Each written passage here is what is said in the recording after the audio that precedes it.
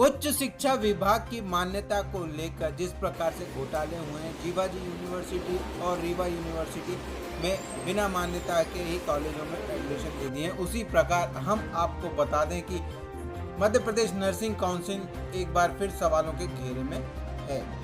CBI के कब्जे में काउंसिल के कई दस्तावेज, रजिस्ट्रार सहित कई अधिकारियों से पूछताछ की जा रही है। वहीं बीएससी से लेकर एमएससी नर्सिंग तक का नहीं आया रिजल्ट। नर्सिंग छात्र छात्राओं की परीक्षा लेने की जिम्मेदारी जबलपुर मेडिकल विश्वविद्यालय के पास है।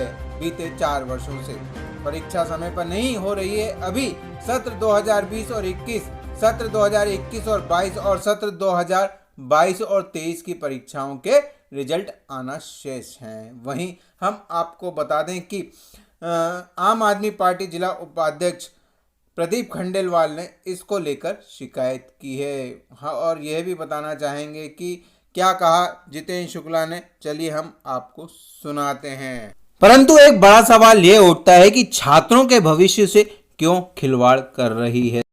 पहले उच्च शिक्षा विभाग में भी भ्रष्टाचार किया गया छात्रों के साथ में, और अब मेडिकल काउंसिल में भी। और जब हमारे द्वारा संचालक चिकित्सा शिक्षा जितेंद्र शुक्ला से बात की तो उनके द्वारा भी गोलमोल जवाब दिया गया। उन्होंने कहा कि हम क्या बताएं।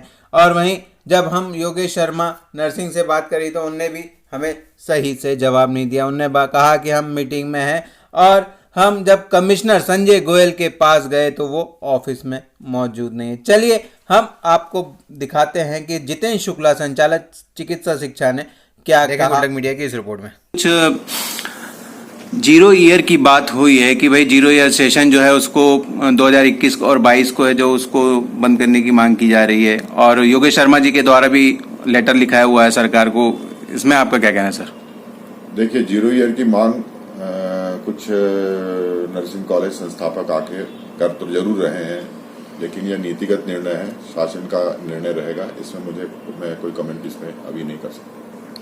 सर, एक मुद्दा और सामने आया है, एमएससी के रिजल्ट अभी आए नहीं है, और उसके बाद में भी सर आपका जो प्रवेश की प्रक्रिया है अभी कुछ दिनों पहले जुलाई में हुई थी, और उसके बाद में अब अक्टूबर में सेशन चालू करने की बात की जा रही है। उसमें आपका क्या कहना है? मान्यता की प्रक्रिया? जी सर, मान्यता की प्रक्रिया तो देखिए डिले हुई है, कुछ कारणवश देरी हुई है उसमें, लेकिन अभी जो हमने मान्यता करी है वो 21-22 की करी थी, अप्रैल में जो शायद खत्म हुई है या जून में खत्म हुई है। अब हम जो कर रहे हैं वो 22-23 के लिए मान्यता प्रकरण अब हमारे पास है जो हम देंगे। तो सर इसमें ऐसा तो नहीं कि बच्चों का भविष्य खराब हो जाएगा इसमें? नहीं, ऐसा कोई भविष्य खराब नहीं, क्योंकि डिग्री तो सर उसी साल की मानी जाएगी, जैसे 21-22 की, तो 21-22 की 2 सेशन हो रहे हैं एक उसमें, तो ऐसा नहीं होगा, दोनों की अलग बैच कंसीडर करी जाएगी। और सर एक सीबीआई जांच भी जो चल रही है उसमें? जी हाँ, सीबीआई की जांच नर्सिंग काउंसिल के 19-20 के प्रकरण है कुछ, जिसमें कोर्ट ने, हाई कोर्ट माननीय न्यायालय के द्वारा सीबीआई जांच की घोषणा की गई थी। सीबीआई जांच अभी चल रही है और प्रक्रियाधीन है। सर वो जो जीरो ईयर की बात है उसमें फाइल जो चली है आपके विभाग तक पहुंची है सर? फाइल जो जैसा योगेश शर्मा जी ने बताया था वहाँ के पीछे इसी में बिना पारित किए उसको आगे नहीं बढ़ाया जा सकता। ठीक सर। खंडेलवाल जी, आपके द्वारा एक शिकायत की गई है कि जिसमें जो नर्सिंग के जो स्टूडेंट्स हैं उनको जीरो सत्र की बात की जा रही है, क्या है पूरा मामला? देखिए, इनके जो नर्सिंग के कारनामे हैं ये इतने भ्रष्टाचार से लिप्त थे जिसके चलते हुए सीबीआई जांच इस पर बैठी हुई है। माननीय जबलपुर उच्च न्यायालय में इनके खिलाफ याचिका लगी हुई है, और इन सब के चलते हुए चूँकि क्या है कि गलत तरीके से इनके द्वारा मान्यता जारी की गई थी, और वर्तमान में सीबीआई की जांच है, उसके बाद ये दोबारा मान्यता की प्रक्रिया कर रहे हैं।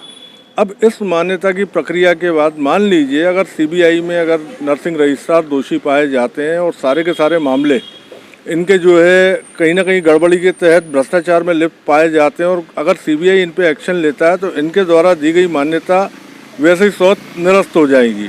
एक तो मामला ये है। दूसरा सबसे बड़ा मामला ये है कि 2020-21, 21-22 के ये एग्ज़ाम नहीं ले पाए हैं, और 22-23 की ये नई मान्यता देने जा रहे हैं। तो क्या नर्सिंग के जो छात्र हैं, एमबीबीएस के एमएससी और बीएससी के जो छात्र हैं, क्या वो इंतज़ार करते रहेंगे? क्या कोर्स जो है 6-6 साल में, 8-8 साल में पूरा होगा?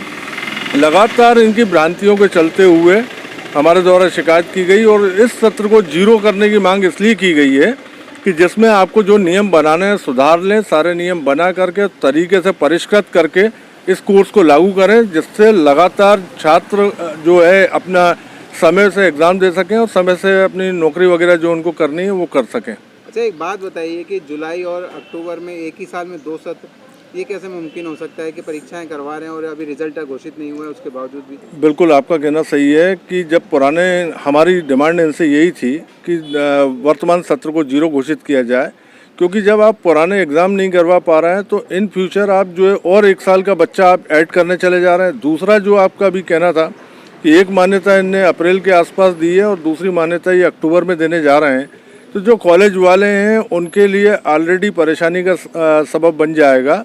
उसका सबसे बड़ा कारण है कि लास्ट ईयर की मान्यता आपने अप्रैल में दी, वो छात्र फर्स्ट ईयर पढ़ रहा है और दूसरे आप फिर जो है नया बैच फर्स्ट ईयर में लाके आप खड़ा कर दोगे।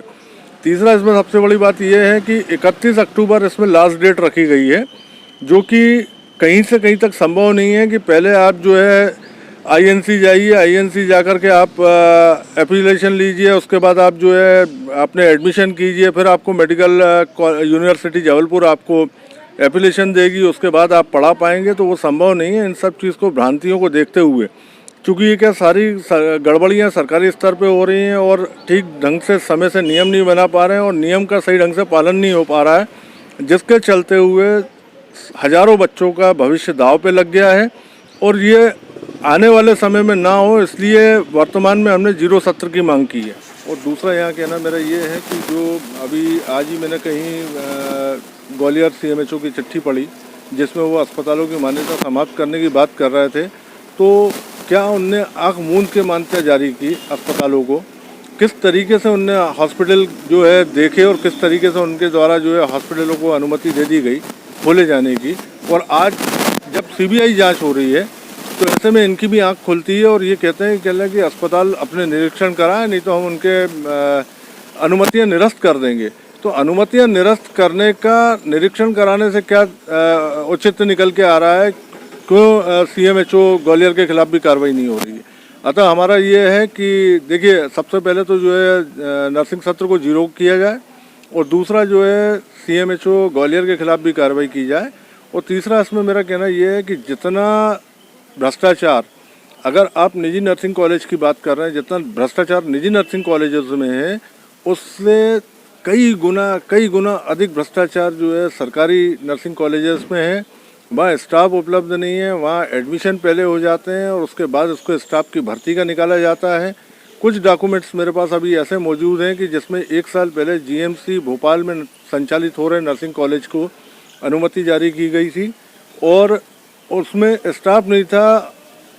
स्टूडेंट के एडमिशन होने के बाद भर्ती प्रक्रिया के लिए इनके द्वारा विज्ञापन निकाले गए और आज वो विज्ञापनों की कॉपी भी हमारे हाथ में है, वो आपको साफ दिखेगी। और जो ये योग्यता मांग रहे हैं उतनी योग्यता का कोई टीचर मध्य प्रदेश में इनको 1.5 लाख रुपए के वेतन में मिलने में संभव नहीं हो पा रहा है, तो प्राइवेट नर्सिंग कॉलेज कहाँ से इसको जो है एडजस्टमेंट करेंगे। और सबसे बड़ी चीज़ ये है नर्सिंग के नियमों में बदलाव हो और इस सत्र को 0 घोषित किया जाए ताकि आपको पर्याप्त समय मिल सके और आने वाला समय जो है ठीक ढंग से आप इस कोर्स को लेके आइए ताकि छात्रों के जीवन से खिलवाड़ ना हो और सबको इसका लाभ मिल सके। आपका नाम? प्रदीप खंडेलवाल, जिला उपाध्यक्ष आम आदमी पार्टी भोपाल।